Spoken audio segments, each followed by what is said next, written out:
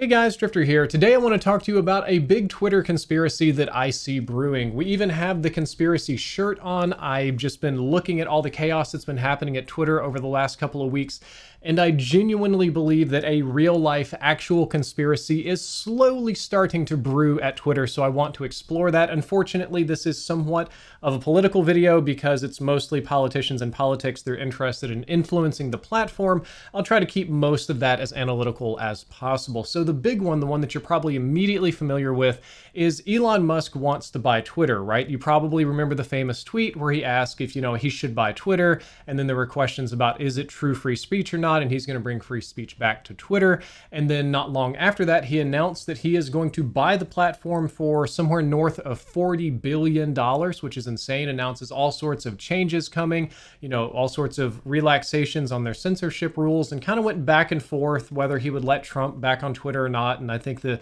current thing is, yes, Trump can come back on Twitter if Elon is in charge, but we're not going to focus on that too much. The point is that he's just shaking things up, right? Well, then all of a sudden, he doesn't want to buy Twitter. Twitter suddenly isn't a good enough investment because he believes that Twitter has too many bots. And if I'm not mistaken, Twitter announced that they had something like 4 to 5% bots on their platform, but in order to buy the company, Elon wanted an audit of sorts, an investigation, and if it's not under a certain percentage of bots, he won't buy it because it's not valuable. And what's unusual about this is that it's a way to use your money to force a social media platform to sort of audit themselves, and he or the company might have to make this information public as well. So it's very bad for Twitter's reputation, stock price, advertisers, everything. If the number comes back, let's say they said 5%, let's say it's really 15%, maybe 20% bots. Well, that's just brutal. It kind of blows up the whole company. And what's unique about this situation is Twitter is the only platform small enough that I can think of where somebody could force this type of public announcement through the buyout method. Facebook, Google, all these other kind of big social media type companies are just too big and too valuable. Twitter is the small fish in this pond. So a part of that makes me wonder, I wonder why Elon was willing to pony up $40 billion and then changes his mind and then is really interested in talking about Twitter bots. The next step to this conspiracy is yesterday, as of me recording this video, it may be a few more days yet until I can get all the editing done and post it. Elon Musk announces that he's going to be voting Republican in the future. This shouldn't be a surprise to anybody. He talked about being a Democrat in the past, but the party has changed by his standards and he doesn't want to be associated with it. And then following up with complaints about all the hate that he got for the announcement, which isn't super surprising because everybody shares all their hate and spicy opinions on the Bird app, right? Well, just hours after Elon makes this big announcement, which did make waves, all of a sudden Project Veritas kind of poops all over Twitter. They, the same day, just dropped all these videos. I watched 3 or 4 of them. In case you're unfamiliar, Project Veritas is a right-wing investigative journalism group, and their specialty is going like deep undercover and talking to employees at various places. They like to target Planned Parenthood, Democratic Party, stuff like that. And they record people and eventually get them to say something spicy and put it on the internet. Now, what Project Veritas did is they talked to a number of Twitter employees and had the Twitter employees talking about like, yeah, Twitter's very communist. Twitter believes that you can't have both parties on one platform. That probably the most important takeaway is one of the employees said that left-wing people just won't stay on a platform where there's a bunch of offensive right-wing opinions by their standards, so they'll leave. And Twitter doesn't want them to leave, so they're harder on right-wing people and censorship. That's what was in the Project Veritas video. And weirdly, anything anybody said about communism, man, if they were talking about communism or socialism or anything, like one dude said he only works 4 hours a week, anything that was embarrassing for Twitter made it in the video. It was all kind of chopped up. I'm going to pause the objectivity on this video and share with you some of my subjective opinions about Project Veritas and how they work, and you can see some of these reflected in the Twitter video as well. What they do is they like to go deep undercover and they talk to people in situations where they don't know that they're being interviewed, and they usually record multiple employees, multiple people, a whole bunch of things, and they kind of chop it up and editorialize into anything that looks embarrassing. I think there was like a Planned Parenthood one where they wanted to buy fetuses, and the guy was like, yeah, we'll sell you fetuses. And then as soon as they left, he called the police. but they still put out the video about them selling fetuses, or they stole a notebook. They tried to solicit ballot fraud. Another spicy one is I think that they were talking about like socialism in the Bernie Sanders campaign, and they interviewed this guy who was like a volunteer doing paperwork, and he's like, yeah, I'm a socialist and a communist, like a college student. And they're like, yeah, it's proof that Bernie's working for the Russians, all this like really kind of silly stuff. The point being that Project Veritas is infamous for editorializing whatever it is that they need. And you can kind of see it in this video, in that anytime any person mentioned communism, that made it into the cuts. And in my experience, being a creator on Twitter, being part of their monetization platform, and knowing employees that work there and talking to them, I am yet to meet a communist at Twitter. I hate to tell you all, but they're pretty much all godless, soul-sucking capitalists that will do anything in the world to make as much money as possible. Pulling back from these opinions and going back to the topic at hand, it's really interesting that one day Elon's complaining about bots, the next day he announces a party swap, and then that very same day Twitter is getting dumped on by Project Veritas.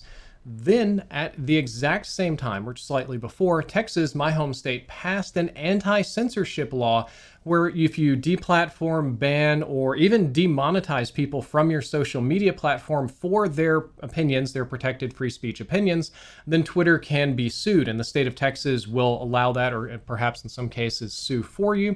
These were initially struck down, and then they hit a higher court and they were upheld. And as of right now, if you're a Texas citizen and you get banned on Twitter for saying something that would normally be protected under First Amendment freedom of speech, or if you get demonetized, you can sue the platform. So that's going on too. Now, being a Texas resident and a Twitter user, I have to be very careful about all of this and just follow it. One interesting thing about this law is that if I'm not mistaken, it targets platforms over 50 million people, which Twitter is kind of just barely over that. So smaller platforms can't really be targeted by this law because they're not big enough. And then mega ones like Facebook, Google, Microsoft, you can't mess with them. Their money is too big.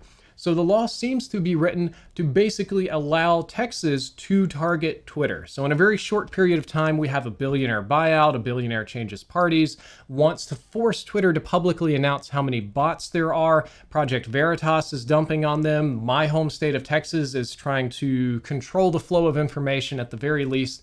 And it's getting very chaotic. You can see a lot of political influences hitting all at once on Twitter. Historically, this isn't anything new. Twitter's always been very, very political. I mean, since the very beginning, they've had censorship issues, strict misinformation controls, very questionable suppressing of links, especially during BLM, I found to be very weird because you criticize Twitter for being far left, right?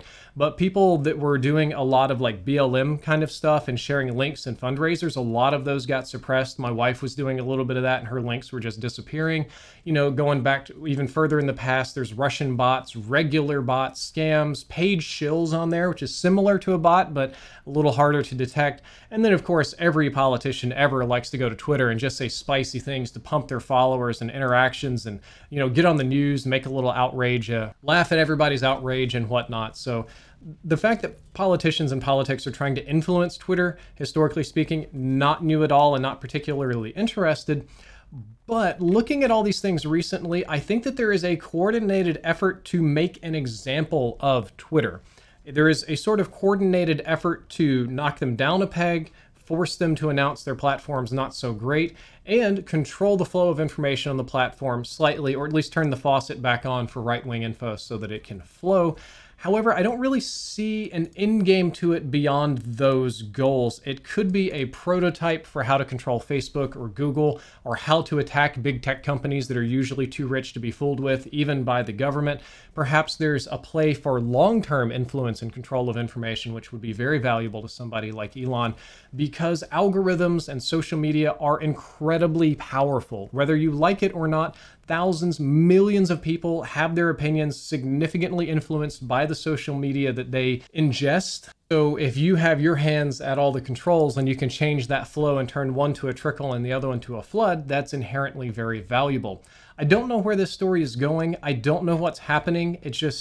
I just wanted to pitch this conspiracy to you, and I wanted to hear your opinions, not so much about whether Twitter is communist or, you know, all hail Elon Musk, whatever, he's great. A little bit less of the political stuff, but do you agree with me that there are shenanigans at play, that there are powerful players trying to control and influence Twitter?